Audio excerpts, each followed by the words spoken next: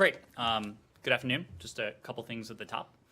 The United States has partnered with the international community in endorsing the Declaration Against Arbitrary Detention in State-to-State Relations.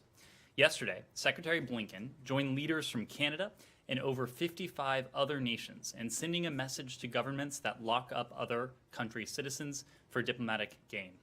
Using detention as leverage is a threat to the safety of everyone traveling, working, and living abroad. This heinous practice must stop immediately. As I previewed on Friday, I am happy to welcome U.S. Special Envoy to Yemen, Timothy Linderking, to the virtual podium today. U.S. Special Envoy Linderking has been charged by President Biden with critical work of revitalizing our diplomatic efforts to bring peace and security to Yemen. He will work closely with Ambassador Hensel and his team at our embassy to Yemen, currently located in Riyadh. He'll work with interagency colleagues here in Washington, with the Hill, with humanitarian partners, and with other regional and international partners to address the crisis and build support for a resolution.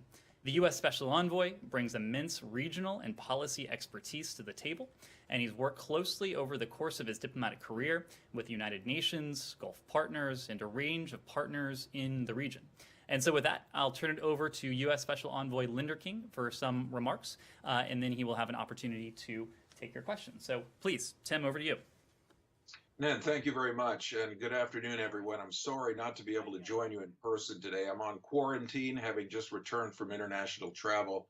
I hope to be able to join you in person on another occasion soon. Let me start by saying I'm honored that the President and the Secretary have entrusted me to lead our diplomatic efforts to end the war in Yemen, which is now in its 6th year. I look forward to working with our team at the embassy to Yemen, led by Ambassador Chris Hensel, with Special Envoy from the United Nations, Martin Griffiths, and the governments of Saudi Arabia and Yemen, with our international partners and with a range of stakeholders here at home. Together, we'll pursue a dual-track approach to building international support to achieve a lasting political solution while bringing humanitarian relief to the Yemeni people. The President and the Secretary have made very clear our commitment to prioritizing efforts to alleviating the worsening humanitarian crisis and to ensuring that humanitarian assistance and basic commodities reach the Yemeni people. To that end, I've met with my counterparts at USAID, including Acting Administrator Gloria Steele and her team, to discuss USAID's critical humanitarian operations in Yemen. I've also spoken to senior UN leadership about the urgently growing needs in Yemen and our commitment to supporting the humanitarian response. I look forward to our continued coordination with our humanitarian assistance partners. As the President and Secretary... But it's leaving our board though on this path.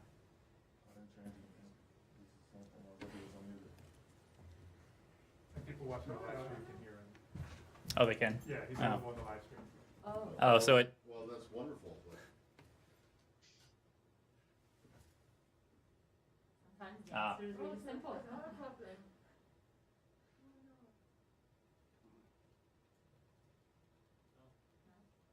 getting anything there either.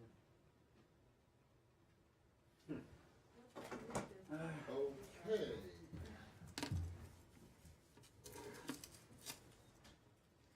Yeah, they can't hear me in the briefing room.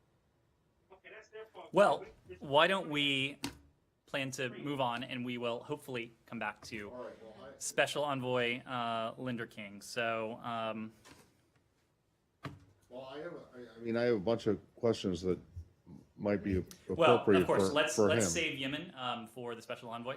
Well, let me start with a combination of Yemen, Iran, and Iraq, and that is so today the final revocation of the FTO for the Houthis came out. You also had last night or yesterday attack in Erbil, both of which are blamed by many people, even if not you specifically yet. on Iranian-backed militia. And so I'm wondering if you think that, or if you're having any second thoughts. And I asked this again, I asked this before last week, but I just wonder, especially given your statement appealing for the Houthis not to continue attacks in Marib today, if you're having any second thoughts about these undesignations. Well, and I hope we have an opportunity to hear from the special envoy himself. But I will say we do not have second thoughts about the profound humanitarian implications that were at play when it came to the broad designation of Ansarallah. As we have mentioned before, the broad designation, which was finalized in the last hours of the last administration, was put forward in spite of fierce opposition from members of Congress, from humanitarian aid organization, from elements of the UN.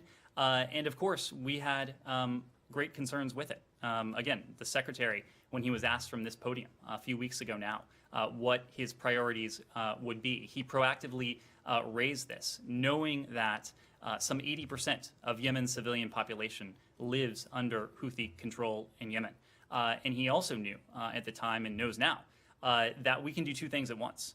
We can ensure that we are not worsening the humanitarian plight of Yemen's civilian population while continuing to put pressure on the leaders of the Ansarallah or the Houthi movement. As I have said before, as you have heard me say, I think in response to a couple of your questions, Matt, Houthi leaders remain designated under UN and US auspices. I think if you read closely the Secretary's statement on Friday regarding the revocation of this broad designation, he also made the point that we will continue to look for ways, and we are actively doing so, to increase the pressure on Yemen, on the Houthi leadership. Let me just spend a moment on the attack in Erbil because you raised it and it's worth reiterating here. As you heard from the Secretary last night, we are outraged by the attacks yesterday, which harmed civilians, coalition forces, including an American service member. The Secretary, as you know, last night spoke with Iraqi Kurdistan region's Prime Minister, Masroor al-Barzani. This morning, he spoke with Iraq's Prime Minister, Mustafa al-Kadhimi. We'll have a readout of that call today as well. Ensuring the safety of U.S. government personnel and U.S. citizens and the security of our facilities is our highest priority. The Iraqi people have suffered for far too long from this kind of violence and this violation of their sovereignty. Now, we are not going to get ahead of the investigation that is very much underway. We have been in close contact with Kurdish officials, with Iraqi officials, to determine who ultimately was responsible for that. We take it incredibly seriously. We are supporting our Iraqi partners in their efforts to investigate these attacks, whether they were conducted by Iran, whether they were conducted by Iranian-backed militia forces, or elements of such forces. We're not going to prejudge that. But suffice to say two things. One, we will, in coordination with our Iraqi partners, reserve the right to respond at a time and place of our choosing, and we will do so in coordination with our Iraqi partners. As I said, this is a matter of Iraqi sovereignty. We are partners with the Iraqi people and the Iraqi government, and will respond with that partnership in mind. Just in terms of since the Secretary made the comments that you just said that he made, which he did, shortly after, or day after he was confirmed. Have you, about that being his priority, to remove the Houthis from the FTO, and also to remove the leaders, the three leaders of the Houthis from the terrorism designations, while you aren't going to accept that, right? I just want to make sure before we go further, the leaders of the Houthis who are still designated under the anti UN and US auspices, correct? Right, but they were removed from the Treasury's list, your list, the SDGT list of terrorist leaders. correct? What we have said is that Did they get taken off that list or not? we removed, as you said, the designation of Ansarallah as a foreign terrorist organization under the INA and as a specially designated global terrorist group pursuant to the Executive Order 13224 in this case. Now, when it comes to the Houthi leadership, they remain sanctioned under UN. Taken off, but they remain sanctioned under UN and U.S. sanctions. Were they taken off the actual SDGT list? What we revoked was the designation of Ansarallah, the broad group. Did you not also revoke the designation of the three leaders? Anyway, they remain sanctioned under U.S. and UN. I understand that they remain sanctioned under other designations. But now, wait, has the situation gotten better or worse? Or has it gotten any better since you announced that these moves?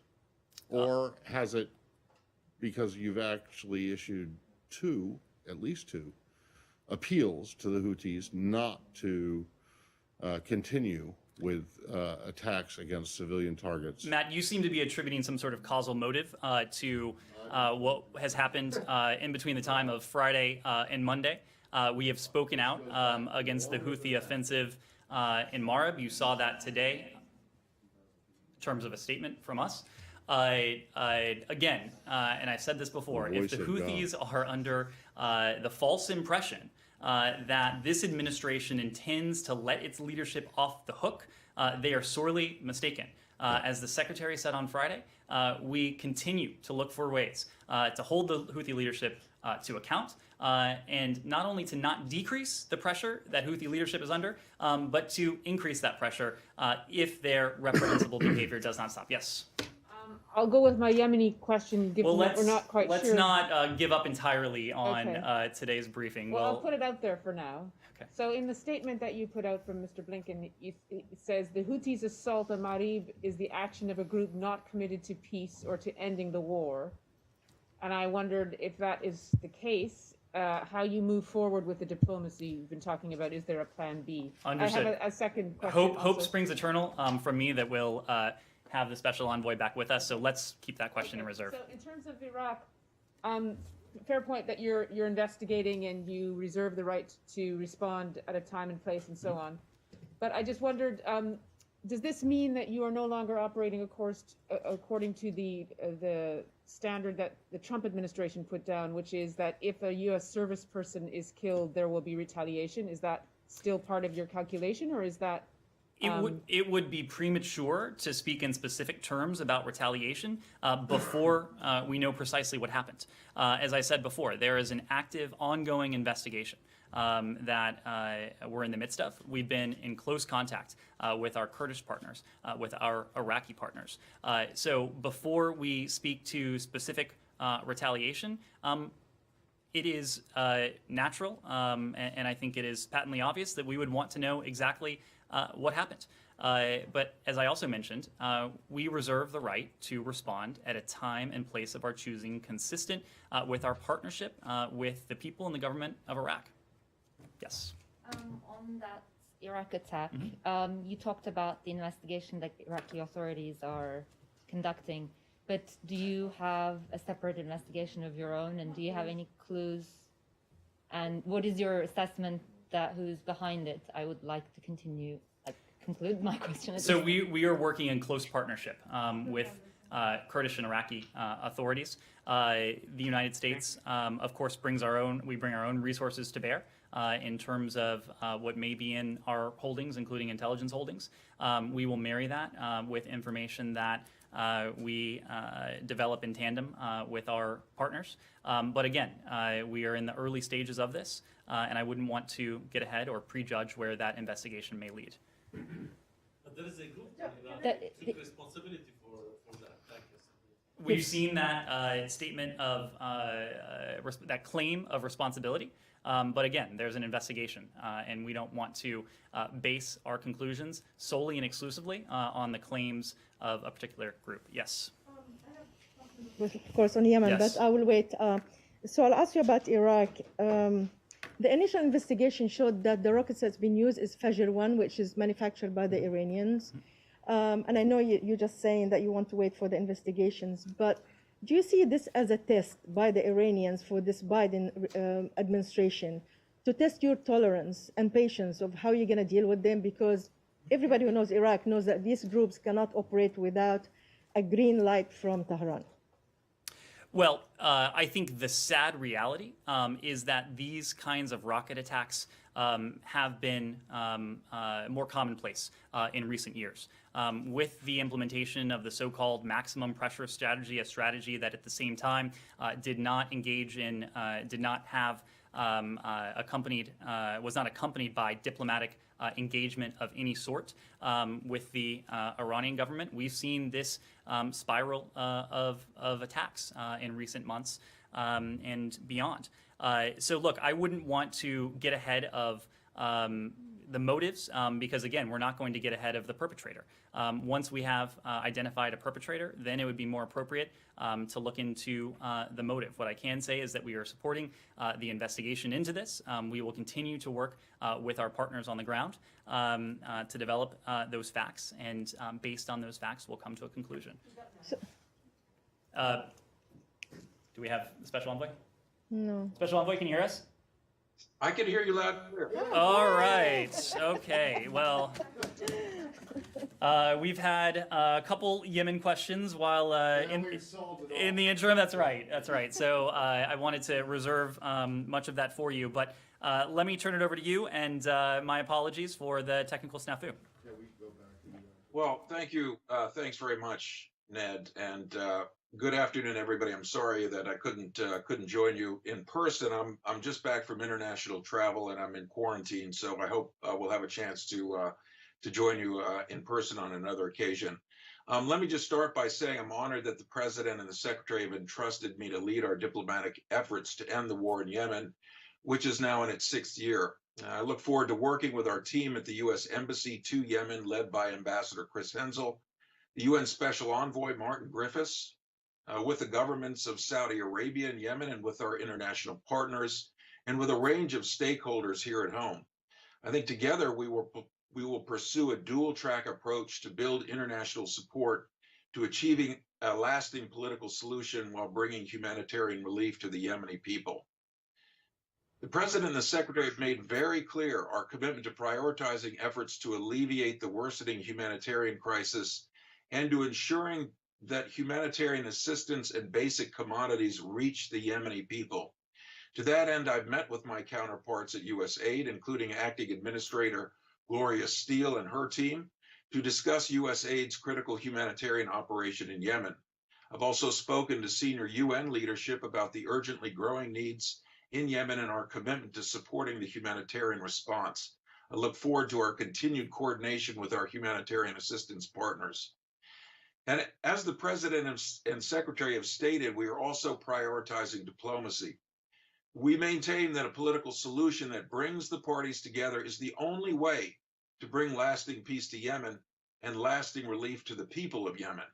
We're working now to energize international diplomatic efforts with our Gulf partners, the United Nations, and others to create the right conditions for a ceasefire and to push the parties toward a negotiated settlement to end the war in Yemen.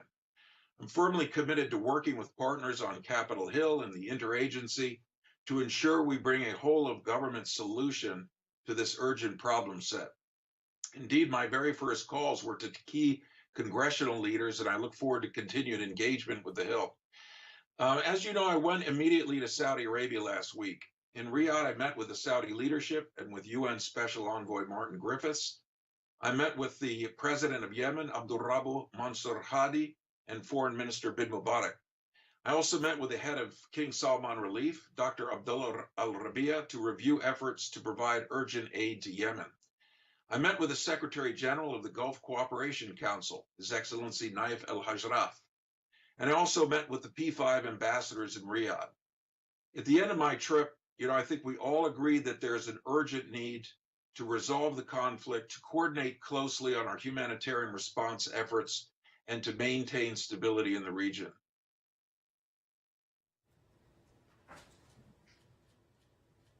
Wonderful. Okay, the special envoy has kindly agreed to take a few questions. We'll go here to, please. Can I say one more thing before we go to questions? I wanted to make just one additional point that while I was in Riyadh, the Houthis struck a civilian airliner at Abha Airport in southern Saudi Arabia. And these attacks against civilian infrastructure are not the actions of a group that claims it wants peace, and they must stop. Unless and until the Houthis change their reprehensible behavior, their leaders will remain under significant U.S. and international pressure. And I heard the question that Matt asked previously on this subject. We also urge the Houthis to halt their advance on Marib, which is a city home to about 1 million internally displaced persons in Yemen. In the last year alone, the surge in fighting in Marib caused over 100,000 Yemenis to flee their homes. The Houthis must truly commit to join this effort to finally ending the suffering and this war. Ending this war through a lasting political solution is the only means to durably end the humanitarian crisis that is devastating the Yemeni people. And with that, Ned, I turn it back to you and happy to take a few questions. Thank you. Great. Thanks very much. We'll start right here. Yeah, just Barbara Usher from the BBC. Thank you for doing this. Just following up on a line, and you kind of repeated it in the readout, that these actions, the assault on Marib and the attacks on the infrastructure, show that it's a group not committed to peace or ending the war, and yet you have been tasked with accelerating the diplomacy. So how does that work if one side, if you believe, or the actions of one side suggest they're not interested in a solution? Do you have a plan B, or do you have like a direct channel to the Houthis where you're conveying these messages or getting some kind of idea of why they're carrying out this campaign? Thanks, Barbara. A couple of questions, a couple of points I'd make at the top. The first is that the move on Marib is not a new development. It's something that the Houthis have been eyeing intermittently over the last couple of years, but it's clear that they're making a push. And, whether that's to put themselves in a better position in advance of a negotiation or what exactly is the motive, I would let them comment on that. We do have ways of getting messages to the Houthis, and we are using those channels very aggressively as we're engaging, as I mentioned, in person with the leaderships of the key countries involved. So I think, our hope is that a combined effort, bringing in certain partners at certain times, backed with a very strong American position, will essentially shake up the architecture and put us in a much better place to push for that negotiated settlement, which I think we all agree is the only way forward. Please. Thanks. Sean, right behind you. We'll come back. Hiba Nasr from Asharq News. You said, we saw the statement today on Ma'rib, and you said, Mr. Linderking, about the attack when while you were in Riyadh. So what if this pressure didn't work? What kind of pressure you want to put on the Houthis to bring them to the table? And are you willing to engage with the Iranian if this didn't work? Thank you, Hiba. I think the main thing is that there are a number of actors who are committed to a peaceful resolution of the Yemen conflict, who are all frankly appalled and very concerned by the fighting that's going on in Marib. And I'd point you to Mark Lowcock, the UN humanitarian coordinator, his statement even before ours, focusing strictly on the humanitarian implications. As I mentioned, the potential for more IDPs to either flee in or out of Marib is something that is going to push an already stretched humanitarian infrastructure beyond the breaking point. And so that's part of the reason here. And obviously, this is the last stronghold of the Yemeni government in northern Yemen. So the stakes are very high. As for talking to the Iranians, I think I would leave that for others to discuss. I know that Martin Griffiths just returned from Tehran, and I was able to speak to him about his meetings there. And it's no secret, I think, that the Iranians have played a very negative role in Yemen hitherto. Both their training, their supplying, and their equipping the Houthis to conduct attacks against civilian targets in the kingdom and elsewhere in the Gulf have been particularly have been particularly damaging. So there's also opportunity, I think, for Iran to show put its best foot forward in terms of supporting the kind of international response that we're trying to engineer here to end this conflict.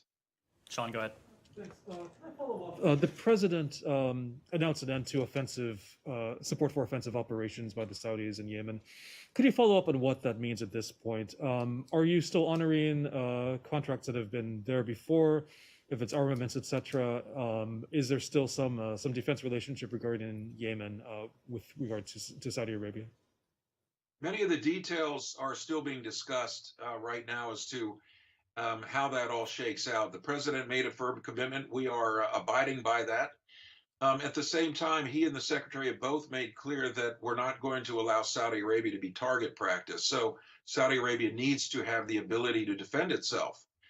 The situation in Marib that we're talking about is not that far from the Saudi border. That's a concern. As I mentioned, I walked into my meeting with the foreign minister of foreign minister of Saudi Arabia last Wednesday and had to spend the first 20 minutes talking about what could have happened had there been people on board that aircraft that was hit earlier in the day in Abha. So, what we're seeing is a steady flow of attacks across the border. And that pertains to the question made earlier. This has been happening for some time. So I hesitate, as Ned did, to attribute this to actions that we have taken.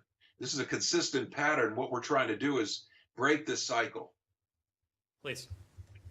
Hi, Tim. It's Nadia Bilbisi with Al Arabiya. Good to see you virtually.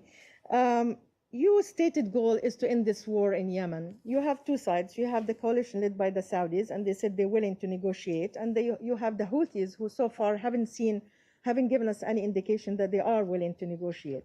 And I'm not quite sure what leverage that you have on them.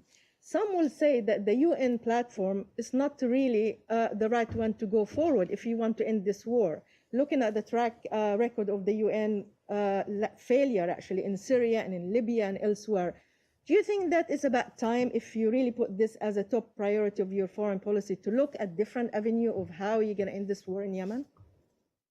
By no means have we given up on the UN track, and Martin Griffith's done a terrific job as leading this effort. And my instructions are to work very closely with him, and that's why the very first meeting that I had in Saudi Arabia last week was with him. And then we built out and worked, met also with the Saudi leaders. So I would not apply UN positions in other conflicts, whether Syria or Libya, to the Yemen case. The Yemen case is a particular one. It is full of challenges and pitfalls. I certainly agree. But I think, what we're trying to do is build the right combination of pressures, use the right kind of leverage. And, one thing that I found in the reaction to our new energized diplomacy, there is a profound desire around the region and inside Yemen to end this conflict. The refrains that I hear from people throughout the region is, now is the time to end the conflict. There is strong desire to do it. So we need those stakeholders and those with a say in the issue to rally around and support our efforts. Take a couple final questions. Hi, Tim. This is Humaira from Reuters. Good to see you as well. Just to follow up on that, do you know if UN envoy Martin Griffiths made any progress during his visit to Iran on Yemen? Like, if there was any progress, what was it specifically? And would you expect any developments related to that trip before the Security Council meeting on Thursday? Well, I'd leave that to Martin himself to describe. He will be in the Security Council later this week, and he'll be able to talk about his latest views on the conflict. I would just go back to the point I made earlier. This is an opportunity for Iran to rally behind this effort and support a peaceful resolution of the conflict in Yemen. We'll take a final question right there. With CNN. Can you elaborate a little bit more about what Iran putting its best foot forward on this issue looks like? Is it completely cutting off the Houthis? And are there any circumstances in which you would sit down directly with the Houthis in the near future? I think the main thing is to stop the support for lethal activity by the Houthis, because that is particularly troubling. Their ability to use sophisticated UAVs, missiles, and a variety of, they implanting mines. to threaten the international waterways around Yemen and the coast of Oman.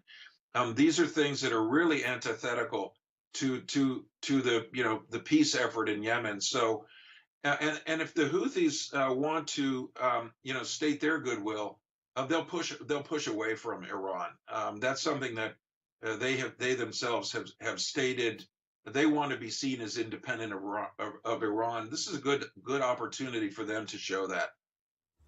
Hey, Ned, can I get one more? Very quick. I haven't gotten to ask him a question. Very Yes? quick, final question. Okay, very quick. Sorry, Tim. So you're one of the people who's been dealing with this region for many years. You're one of the few in a senior position who's been around for the previous administration and this administration. What's different in the last month? And has it, other than the removal of the FTO designation, and has it made the situation better, worse? Is there no causal effect to it? Or, are you more optimistic now than you were, say, 3 months ago?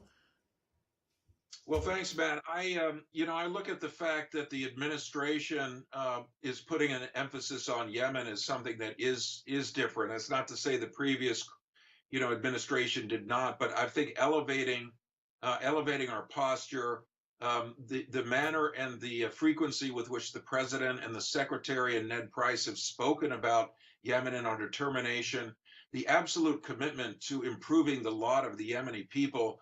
We'll maintain our status as the largest donor to Yemen, something I think we should all be proud of, even though this war seems very far away.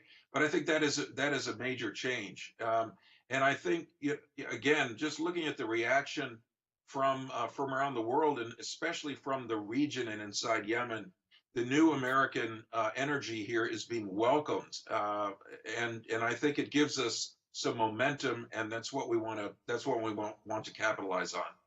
Just to state the obvious, the fact that you're able to ask and hear answers from the special presidential envoy for Yemen, I think speaks to the prioritization this administration has attached to this challenge. And with that, Special Envoy Linder King, want to thank you very much for your time. Apologies again for the technological gremlins, and we look forward to having you back another time.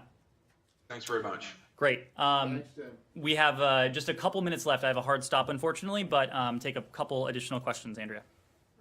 Hi. Let me ask you about Afghanistan and the Taliban and what you're seeing on the ground in terms of the increased activity around Kandahar and elsewhere, and how that affects your review, when you expect the review to be done regarding the status of troops? So absolutely, the level of violence in Afghanistan is unacceptably high. As we have said before, President Biden is committed to bringing a responsible end to the so-called forever wars, just as we plan to support the ongoing peace process between the Islamic Republic and the Taliban. Of course, there is this defense ministerial, this NATO defense ministerial this week. As we have said before, we're in the process of reviewing the U.S. Taliban agreements, taking a close look at the parties, the ability and the willingness of the parties to uphold the commitments that they have made. We don't have anything to announce at this time, but obviously consulting closely with our NATO partners and our NATO allies in this going forward will be a key part of that about that process. And I know that Secretary Austin looks forward to that. At this stage, do you think they're in compliance? Well, again, the levels of violence are unacceptably high. But I would not want to get ahead of that evaluation, would not want to get ahead of what that means in terms of the policy process as we look forward to May. But clearly the consultations with our NATO allies, with other partners who have a stake in Afghanistan, they're critical elements here, and we'll be undertaking them with great care going forward. Yes? I'd like to ask a question from my VOA colleague who couldn't make it in person on Kosovo. So the Albin Kurti of the Self-Determination Party, who won, has said that negotiations with Serbia will not be his top priority. Just if you could have a reaction to the elections and that statement, especially given that President Biden had urged both sides to reach a comprehensive solution. based on mutual recognition? Well, I think in the first instance, we congratulate the people of Kosovo on their successful parliamentary elections. We look forward to working with the government once formed on priority issues to advance peace, justice, and prosperity in Kosovo and the broader region. When it comes to the dialogue with Serbia, the United States strongly supports the EU-facilitated dialogue between Kosovo and Serbia aimed at a comprehensive normalization agreement, which should be centered on mutual recognition. We will encourage the new government, once formed, to prioritize those negotiations. Does that include any support for the previous administration's attempts to bring about a better relationship between Serbia and Kosovo? Absolutely. The efforts on the part of the previous administration to, just as we are seeking to do, bring about normalization between Kosovo and Serbia is something we would support, as we're doing now here. On Burma too, but I can wait. Sean. Just on Egypt, Mohammed Sultan, an Egyptian-American human rights activist, he has reported that that relatives in Cairo that have had their homes raided. The Biden administration has talked about having a new relationship with Sisi. Is this of concern with you? Has it been raised? Well, we are aware of, and we're actually looking into reports of the detention of family members of human rights activist and American citizen Mohammed Sultan. We have and we continue to engage the Egyptian government on human rights concerns, and we take seriously all allegations of arbitrary arrest or detention. As we've said in other contexts, we will bring our values with us into every relationship that we have across the globe. That includes with our close security partners. That includes with Egypt. So we're looking into these reports. Final question or two. I haven't gone to the back there. On the declaration that you signed yesterday with like-minded countries, one of the things it doesn't do is name and shame countries that engage in this behavior. Are there countries of particular concern for you and your like-minded partners on this issue? We have obviously spoken out, including in recent days, against countries that have engaged in this arbitrary detention of foreign nationals. As the Secretary said in his statement, human beings should not be used as geopolitical pawns. That applies across the board. We've spoken of cases where Americans and other foreign nationals are being detained unjustly for political motives. I think we all know what those cases are, but this was a broad statement by more than 55 countries to underline that broad principle, because it is something that not only this administration and this country believes in deeply, but so many of our like-minded partners and allies do as well. Just one follow-up on that.